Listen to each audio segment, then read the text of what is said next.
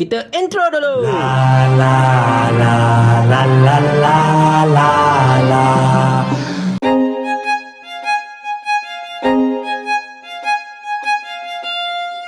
Assalamualaikum warahmatullahi. Kalau anda masih ingat, baru-baru ini kita ada membincangkan tentang satu teknik psikologi yang kerap dilakukan oleh ahli-ahli politik, termasuklah Perdana Menteri kita Datuk Seri Anwar Ibrahim, iaitu teknik manipulasi data. Di mana teknik manipulasi data ini adalah satu teknik untuk orang kata apa, menyampaikan satu data itu secara tidak tepat. Tetapi cuba untuk digambarkan, cuba dikosmetikkan seperti data itu adalah data yang betul. Dan sewaktu perbentangan bajet 2024 baru-baru ini, dipercayai Perdana Menteri sekali lagi melakukan satu manipulasi data, iaitu berkenaan dengan jumlah isi rumah yang miskin tegar di negara kita ini. Perkara ini telah dibangkitkan oleh ahli Parlimen Bera yang juga merupakan mantan Perdana Menteri, iaitu Datuk Seri Ismail Sabri Yaakob, yang mempersoalkan tentang perbezaan antara jumlah yang telah disebutkan oleh Kementerian Ekonomi dan juga yang telah dinyatakan oleh Perdana Menteri. Kementerian Ekonomi dalam jawapan di Parlimen pada 19 Oktober 2023 menyatakan jumlah miskin tegar adalah sebanyak 110,663 isi rumah pada September 2023. Ini berbeza dengan kenyataan Yang Amat Berhormat Perdana Menteri semasa membentangkan belanjawan baru-baru ini yang menyatakan jumlah miskin tegar adalah 18,000 isi rumah.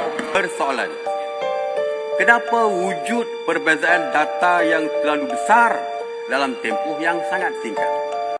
Di mana Datuk Seri Ismail telah menyatakan dalam jawapan oleh Kementerian Ekonomi ketika bulan September, jumlah isi rumah miskin tegar adalah sebanyak 110,663 isi rumah.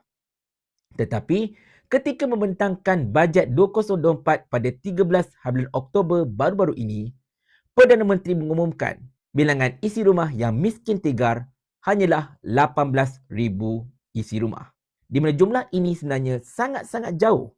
Dia punya ralat tu terlampau besar.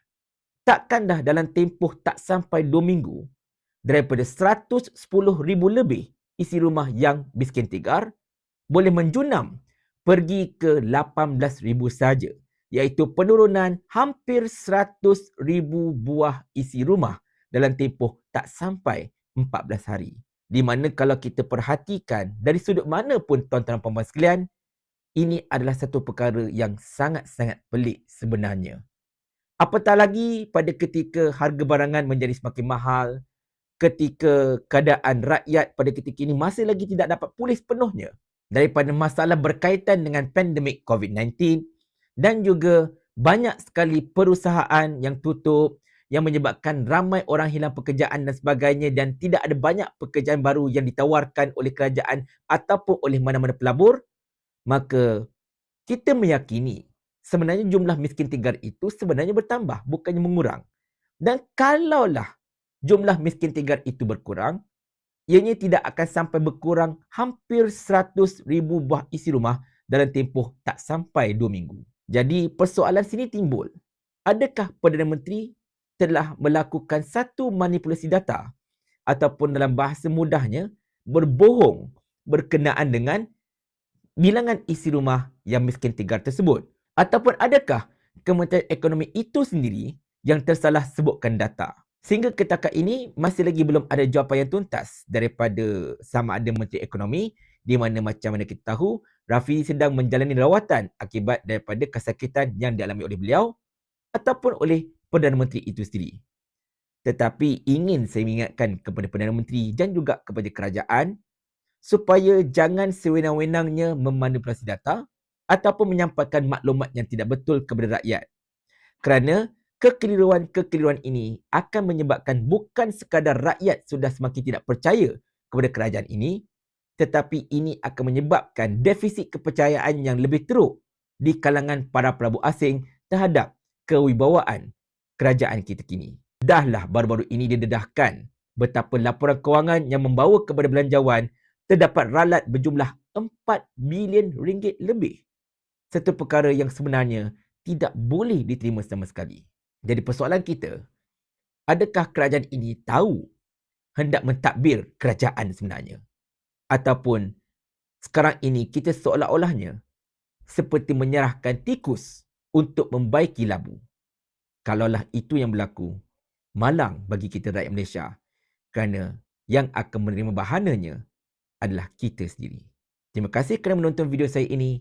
Jangan lupa untuk mengikuti akaun terbaru saya di TikTok iaitu Papa Berry Studios di bawah handle Papa Berry TV bagi menggantikan akaun lama yang telah disekat selama-lamanya oleh TikTok lantaran kekoyakan pihak-pihak tertentu.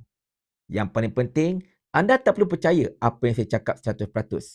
Tetapi saya serahkan kepada anda semua untuk melakukan pemeriksaan fakta anda yang tersendiri. Jikalau saya salah, anda bebas untuk membetulkan saya.